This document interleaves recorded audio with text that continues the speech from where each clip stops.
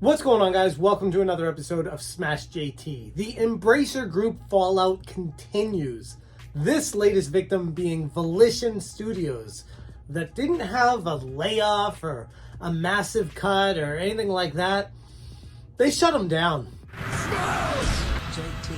First time on the channel, hit that subscribe button, bell for notifications, and check out smashjt.com. That has an article up right now discussing the entire situation in more detail. But for right now, let's go through what Volition Studios posted on LinkedIn. The Volition team has proudly created world-class entertainment for fans around the globe for 30 years. We've been driven by a passion for our community and always work to deliver joy, surprise, and delight. This past June, Embracer Group announced a restructuring program to strengthen Embracer and maintain its position as a leader in the video game industry.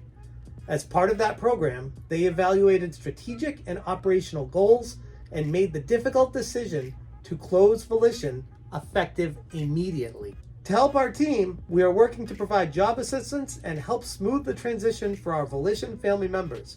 We thank our customers and fans around the world for all the love and support over the years. You will always be in our hearts. Volition Games. Kind of sounds like Embracer Group wrote that. It's like very direct to the point. And, oh, Embracer Group, we want them to remain great because they're amazing. They're so good. No, they're not. Embracer Group did the worst thing possible.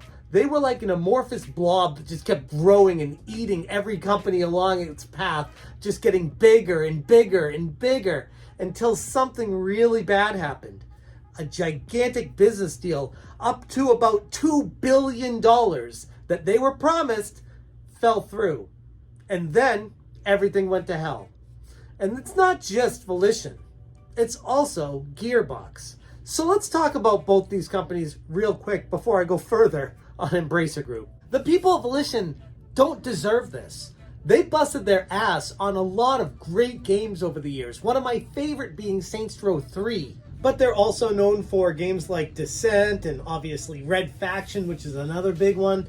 Tons of great games out of this smaller studio that were fairly high quality. In addition to Volition, they also are doing massive layoffs at Gearbox Publishing. And this is just a tiny drop in the ocean of companies that Embracer Group is the umbrella over. Gearbox Software, best known for the Borderlands series, also had some hand in making Battleborn. They did some of the Half-Life games, Duke Nukem Forever, Tony Hawk Pro Skater 3, James Bond Nightfire. So Gearbox has made a ton of high quality games that people know of. And while Gearbox isn't shut down completely, according to LinkedIn and a lot of the former devs there, they've been let go, meaning it's been severely impacted by job cuts. Volition, on the other hand, has been closed completely. Gone. No survivors. The company has closed its doors. And I'm going to scroll through on Wikipedia here just to give you guys a quick glimpse of the companies that Embracer owns underneath their umbrella and how many of the employees at these companies should be very concerned about their jobs right now. And herein lies the biggest issue with all of this is a company like Embracer Group, which, let's be honest, it's an investment firm. They purchase these companies to make themselves look like they're making more money. But it's kind of shallow because underneath all of it, it's not necessarily making money if you're losing more than you're earning. But if you keep taking on these companies to make it look like you're making all this money in the world without talking about what you're losing, there's going to be a disconnect that eventually comes for you. And with a near $2 billion deal that fell apart for Embracer Group a couple months ago that I covered in another video, that I said this is bad news back then, that these companies were going to be in a lot of trouble. Here we are a few months later, and here they are being restructured, or closed down completely. All because a $2 billion deal fell through somewhere else. People at different companies underneath this umbrella have to suffer the consequences of that. It's really frustrating this day and age that sometimes working at a company, it doesn't matter what you do, how hard you work, how good you are at it. If there's another thing going on above you that's branched out somewhere else that affects your company, none of it matters. You're out of a job. And that's what happened to a lot of the folks over at Gearbox and Volition.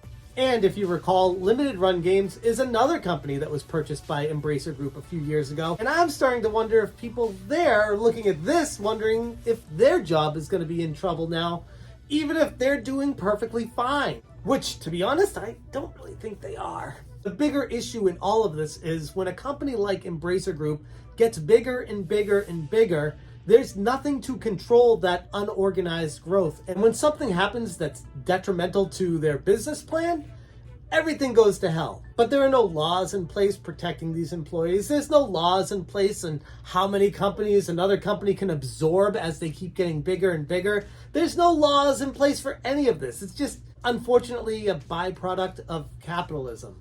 I couldn't imagine this decision came easily for Embracer Group, but like I said in my previous video covering them, they're going to have a lot of really challenging decisions coming up right now.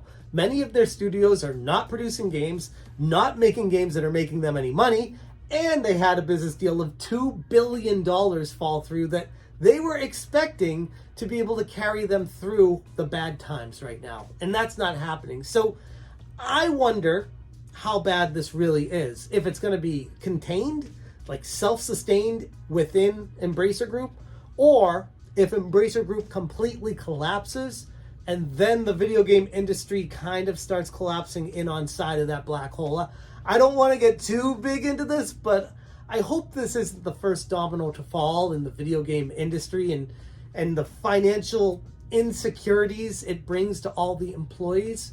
I can't help but think about the story of Sony, PlayStation increasing their price 35% out of the blue. That's an obnoxious increase, and it's not sensical. It's confusing, it's complexing. No one understands why they made that decision. I'm starting to wonder if the video game industry can't contain itself because everything's getting too expensive and too spread out. It doesn't seem like brighter days are in the future, at least not anytime soon. I genuinely wish the best for all the employees that lost their jobs recently. Before I end this video, I want to say a quick thank you to all the members of the channel. Thank you for hitting that join button. I genuinely appreciate your support. I'm going to leave the video there. Thank you guys so much for watching. And as always, you stay smashing.